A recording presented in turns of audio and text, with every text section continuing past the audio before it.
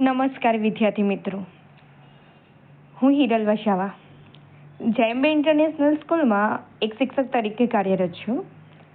આપણે સૌ જાણીએ છીએ તેમ કે બોર્ડ પરીક્ષા ખૂબ નજીક છે, ખૂબ ઓછો સમય રહ્યો છે અને ત્યાં વિદ્યાર્થી મિત્રો તમને ઘણાએ બોર્ડ પરીક્ષા સંબંધિત પ્રશ્નો અને મૂંઝવણો હશે. તમારા આ પ્રશ્નો અને મૂંઝવણોનું યોગ્ય નિરાકરણ મળે અને તમને યોગ્ય માર્ગદર્શન મળી રહે, જેથી તમે તણાવ મુક્ત રહી પરીક્ષા પાસ કરી શકો. તે માટે ભરૂચ જિલ્લા શિક્ષણ અધિકારી શ્રીના માર્ગદર્શન હેઠળ આત્મવિશ્વાસ હેલ્પલાઇન કાર્યરત છે. આ હેલ્પલાઇનમાં હું એક કાઉન્સેલર તરીકે પણ કાર્ય કરી રહી છું. ચાલો તમને અનુભવાતા આવા જ પ્રશ્નો જેનું આપણે નિરાકરણ મેળવીએ તે તરફ આપણે એક ડગલું આગળ વધીએ. તો આજના આ વિડીયોમાં આપણે અર્થશાસ્ત્ર વિષયના પ્રશ્નપત્રના માળખા વિશે સમજ મેળવીશું. તો સૌથી પહેલાં તો અર્થશાસ્ત્ર વિષય જેનું પ્રશ્નપત્ર કુલ 100 ગુણનું હોય છે અને આ પ્રશ્નપત્રમાં કુલ 5 વિભાગ હોય છે. આપણે વિભાગવાર કેવા પ્રશ્નો પૂછાય છે અને તેનો ગુણભાર શું છે તેની ક્રમિક સમજ મેળવીએ. ચાલો વિદ્યાર્થીઓ મિત્રો આપણે સમજીએ. તો પહેલાં આપણે વિભાગ એની વાત કરીએ. તમે જોઈ શકો છો એ પ્રમાણે કે વિભાગ એ જે કુલ 1 થી 20 પ્રશ્નો જેના રહેશે, એટલે કે પ્રશ્ન ક્રમાંક 1 થી 20, જેમાં તમને વિભાગ એ એટલે કે અહીં તમને જે પ્રશ્નો પૂછાશે એ વિકલ્પ સ્વરૂપના હશે. આપેલા વિકલ્પોમાંથી તમારે યોગ્ય ઉત્તર પસંદ કરીને જવાબ લખવાનો થશે.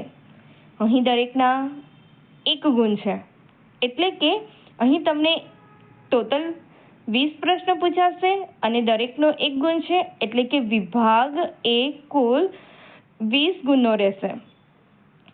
તે જ રીતે આપણે વાત કરીએ વિભાગ બીની. વિભાગ બી જેનો પ્રશ્ન ક્રમાંક 21 થી 30. અહીં 21 થી 30 ક્રમના જે પ્રશ્નો છે તે 1-2 વાક્યના છે, જેનો ગુણ 1 છે, એટલે કે દરેકનો 1 ગુણ.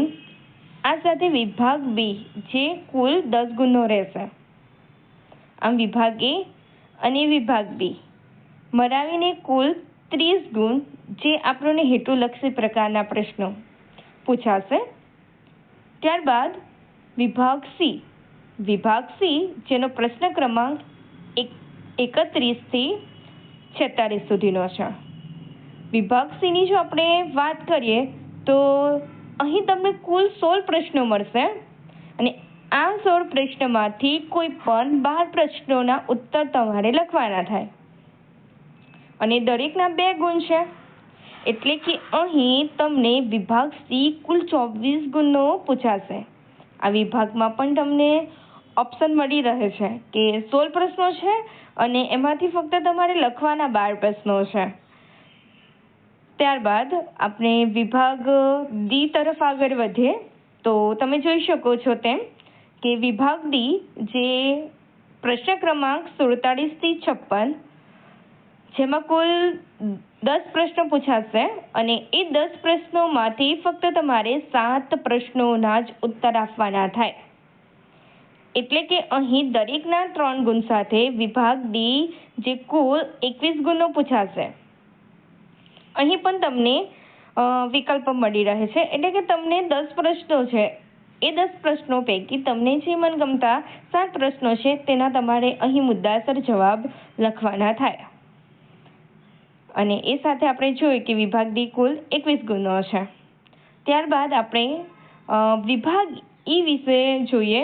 તો વિભાગ ઈ જેનો પ્રશ્ન ક્રમાંક 57 થી 63, એટલે કે આ વિભાગમાં કુલ 7 પ્રશ્નો પૂછાશે અને આ 7 પ્રશ્નોમાંથી ફક્ત તમારે 5 પ્રશ્નોના ઉત્તર લખવાના રહેશે અને દરેકના 5 ગુણ છે અને સવિસ્તાર સ્વરૂપના પ્રશ્નો આ વિભાગમાં પૂછાશે અને પૂછાશે 7 પ્રશ્નો.